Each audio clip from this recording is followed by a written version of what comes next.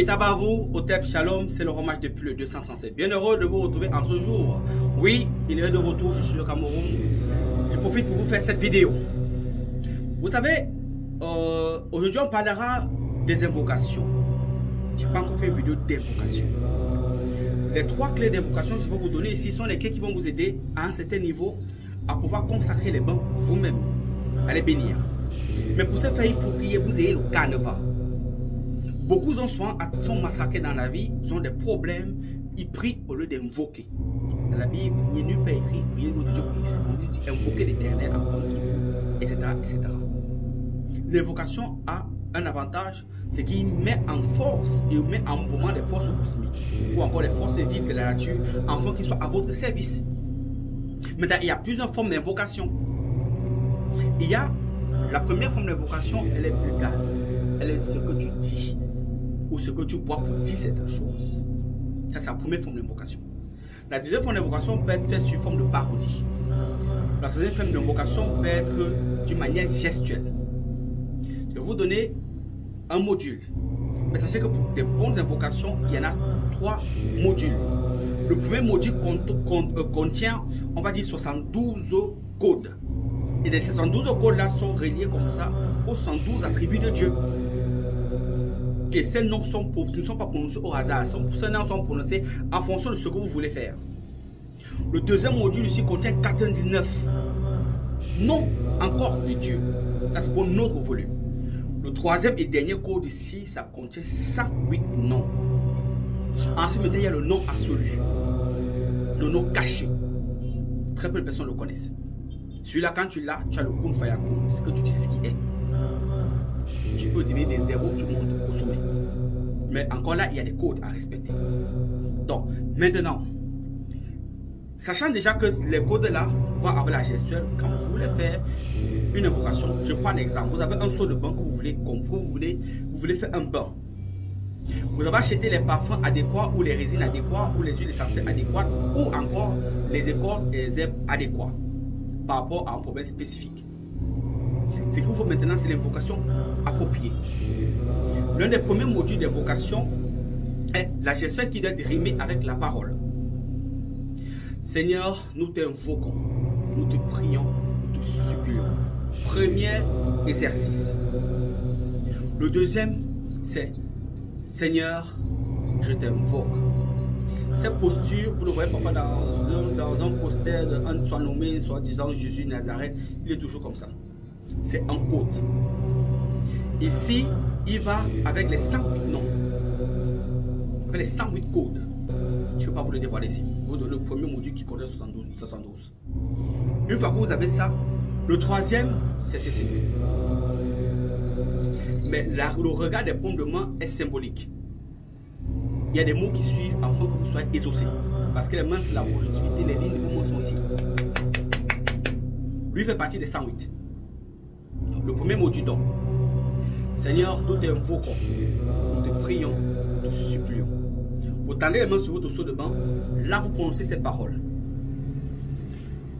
Béni sois-tu Dieu Tout-Puissant pour vous qui croyez à la Trinité ou à ce Dieu d'Isaac, d'Abraham et de Jacob. Pour tous ceux qui pratiquent les religions abrahamiques, c'est pour vous.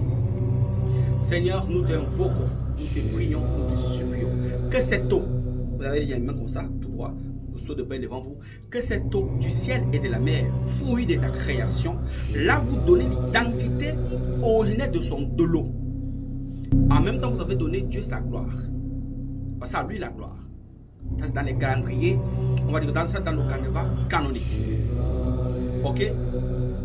Une fois que vous dites ça maintenant, vous dites par le pouvoir de la Shekinah Yesu Katamisha. Shekinah Yesu Katamisha, c'est un code, c'est l'un des codes, parce que vous avez promis 3, pour ouvrir, comme pour sonner le gong des cieux, pour sonner la cloche des cieux, pour que par le vote s'ouvre et puis maintenant vous pouvez parler. Dire comment vous voulez que l'eau se comporte. Parce que l'eau a une mémoire, elle écoute. Le deuxième volume maintenant, c'est Adonai Isaac V Israël. Je répète, le deuxième module c'est Adonai Isaac V Israël. Adonai Isaac V Israël. Que cette eau soit consacré, soit béni par Ato, Marco, Gebura, Gedula. Vous avez à parler. Là, vous pouvez utiliser votre seul. Le premier volume que je disais tout à l'heure, qui était Shekita Yesu Katame Isha. Quand les mains sont tendues, vous dites que cette eau m'apporte. Là, vous dites ce que vous voulez. Cette eau m'apporte purité. Il faut connaître les attributs de l'eau. L'eau, c'est quoi? Qu'est-ce que les attributs de l'eau? Alors, par rapport à ces attributs, par rapport à votre problème, vous les citez. Fertilité, abondance, voyage, etc. etc. Qui les fait ici par le pouvoir manifesté Ato, Gebura, Gedula, Vegedula. Vous pouvez parler.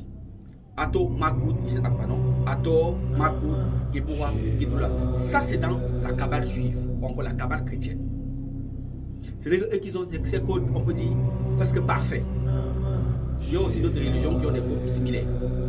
Le troisième volume, c'est Jéhovah, Yeshua, Saint-Michel. C'est le troisième module. Le troisième code que je vous donne, parce que vous avez 3. Jéhovah, Yeshua, Amashia, Saint-Michel. Voilà le troisième volume. Troisième volume, donc c'est les 3 codes que je vous donne. Vous avez ces 3 codes-là. Vous pouvez maintenant magnétiser vos bancs, vous pouvez charger du même magnétisme, vous pouvez maintenant bénir, consacrer vos bancs. Ceci doit toujours finir soit les 4 éléments, soit Yod, He, Vo, Er, soit Ato, Makut, et là la même compte, la monde de bénédiction, Ato, Makut, Vegebura, Vegedula. Ce qui est ma prière, c'est Ato, Makut, Gebura, Gedula. Ou encore au nom du Père et du Fils et du Saint et l'Esprit. Amen. Ou alors au nom du Père et du Fils et de l'Esprit Saint. Amen. Ça dépend de vous. Ce qui vous trouve mieux, vous le faites. Une fois que vous l'avez fait, vous devez savoir aussi que le lundi, il y a les jours appropriés pour vous laver. Il y a des heures pour faire des invocations. Peu importe la lune. Le mardi, c'est pareil. Le mercredi, c'est pareil. Le jeudi, c'est pareil, etc., etc.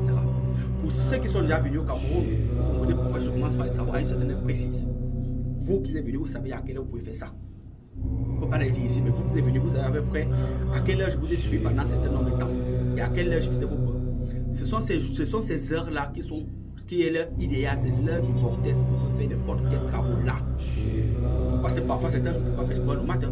Il y a des jours, on ne peut pas faire le bon dans l'après-midi. Il y a des jours, on ne peut pas faire, etc. C'est une balance. Excepté quelqu'un qui est consacré, qui est bon. Qui peut vous dire, ok, pour ton travail, là, tu as pendant tel jour. Là, c'est son manteau. Parce qu'il est revêtu de ce manteau-là, il a été consacré, il a été loin, il a le pouvoir de vous le dire. Parce que là, vous êtes sous son égrégore. Mando, ça vous-même personnellement, vous ne pouvez pas le faire. Ok? Voilà. Donc, voilà donc comment ça fonctionne. Voilà.